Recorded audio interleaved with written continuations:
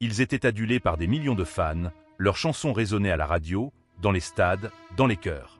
Mais derrière la gloire, certains chanteurs ont vécu une solitude profonde, parfois jusqu'à l'abandon total par leur propre famille. Quand la lumière s'est éteinte, il n'y avait plus personne. Pas d'adieu, pas de proches, juste le silence. Voici l'histoire de ces artistes légendaires morts seuls, oubliés ou rejetés par ceux qui auraient dû être les plus proches. Claude François. Claude François n'était pas seulement une star, il était une obsession nationale. Chaque geste, chaque chanson, chaque apparition publique était contrôlée avec une précision presque maladive. Pourtant, derrière cette image de perfection, sa vie personnelle était profondément déséquilibrée. Les relations avec sa famille étaient froides, distantes, parfois inexistantes. Claude avait construit un monde fermé autour de lui, où le travail passait avant tout, même avant les liens du sang. Le 11 mars 1978, alors qu'il est seul dans son appartement parisien, il meurt électrocuté dans sa salle de bain. Aucun proche, aucun membre de sa famille n'est présent. Sa mort est brutale, absurde et surtout solitaire. La France pleure une idole, mais très peu de gens pleurent l'homme. Cette disparition met en lumière un paradoxe glaçant, entouré par des millions de fans. Claude François est mort sans la présence de ceux qui comptaient vraiment. Sa gloire n'a pas empêché l'isolement, elle l'a même accentué. Barbara a toujours chanté la douleur, l'absence et les blessures invisibles. Son histoire familiale est marquée par des traumatismes profonds qui l'ont poursuivie toute sa vie. Très tôt, elle s'éloigne de sa famille, incapable de réparer ce qui a été brisé dans l'enfance. Malgré une carrière immense et un public fidèle, elle vit dans une solitude presque volontaire.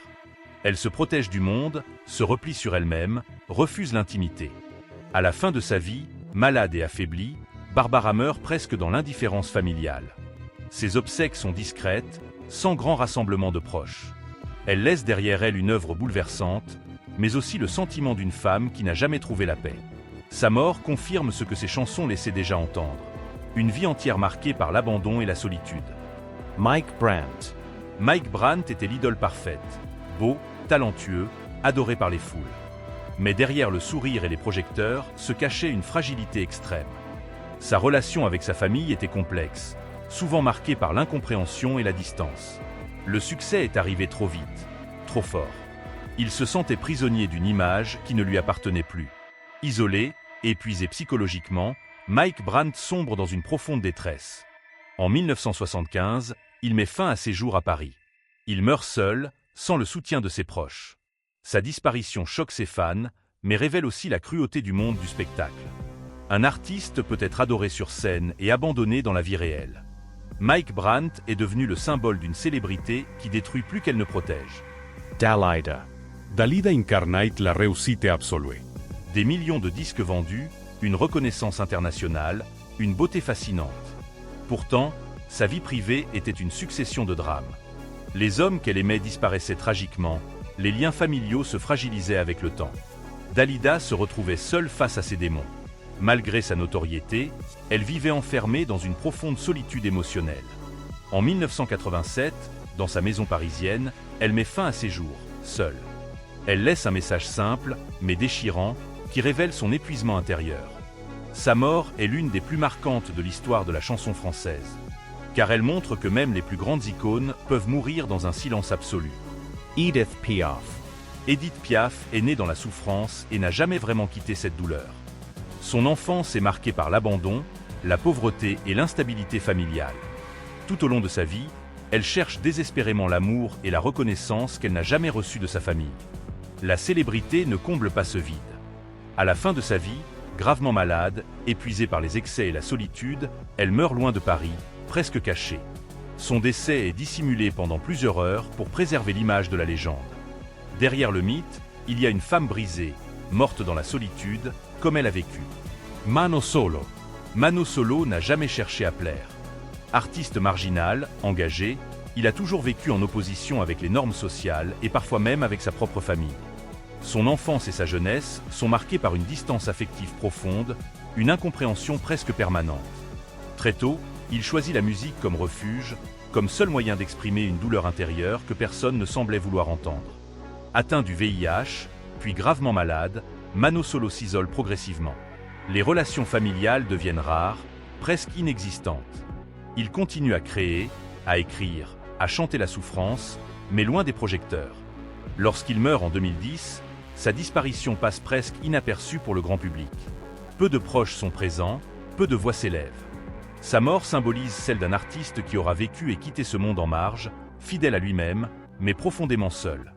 Christophe. Christophe était un homme de nuit, un solitaire assumé. Avec le temps, il s'est volontairement éloigné de sa famille, préférant la musique, l'obscurité et le silence. Il cultivait une image mystérieuse, presque inaccessible, mais cette distance artistique reflétait aussi une réalité personnelle. Les liens familiaux se sont progressivement effacés, laissant place à une existence isolée. En 2020, lorsqu'il meurt, les circonstances révèlent une solitude extrême. Peu de proches, peu de témoignages intimes. Christophe est parti comme il a vécu, discrètement, sans bruit, sans adieu. Sa mort rappelle que l'isolement peut devenir une prison, même quand il est choisi. Nico. Nico a toujours été une étrangère, partout où elle allait. Rupture familiale, exil, errance permanente. Sa vie est marquée par l'instabilité. Malgré son influence immense dans le monde de la musique alternative, elle reste incomprise, même par ses proches. Elle vit loin de sa famille, coupée de ses racines. En 1988, elle meurt à Ibiza, seule, loin de tout soutien familial. Son corps est rapatrié tardivement. Sa disparition illustre le destin tragique d'une femme qui n'a jamais trouvé sa place, ni dans sa famille, ni dans la société. Léo Ferré. Léo Ferré était un esprit libre, souvent en conflit avec l'autorité, les institutions et parfois sa propre famille. Sa vie personnelle est marquée par des ruptures profondes. Avec le temps, il s'éloigne de ses proches, choisissant l'exil et la solitude. Lorsqu'il meurt en 1993, loin de la France, sa disparition est empreinte d'une certaine froideur familiale. Peu de gestes, peu de présence. Sa mort souligne la difficulté de concilier génie artistique et relations humaines durables. Jacques Brel. Jacques Brel a choisi de disparaître avant même de mourir. Il quitte la scène, s'éloigne de sa famille, s'exile volontairement aux Marquises. Ce choix radical l'éloigne aussi de ses proches. Malade, affaibli, il meurt loin de l'Europe, presque seul. Peu de membres de sa famille sont présents à ses côtés. Sa fin est à l'image de sa vie, intense, radicale, mais profondément solitaire. Derrière le mythe du chanteur passionné se cache un homme qui a préféré la fuite à l'attachement. Ces artistes avaient tout, sauf l'essentiel, une présence humaine sincère au moment de partir. Leur histoire nous rappelle une vérité brutale. La célébrité ne protège pas de la solitude et parfois, elle l'amplifie. Derrière les projecteurs, certains meurent dans le silence le plus total.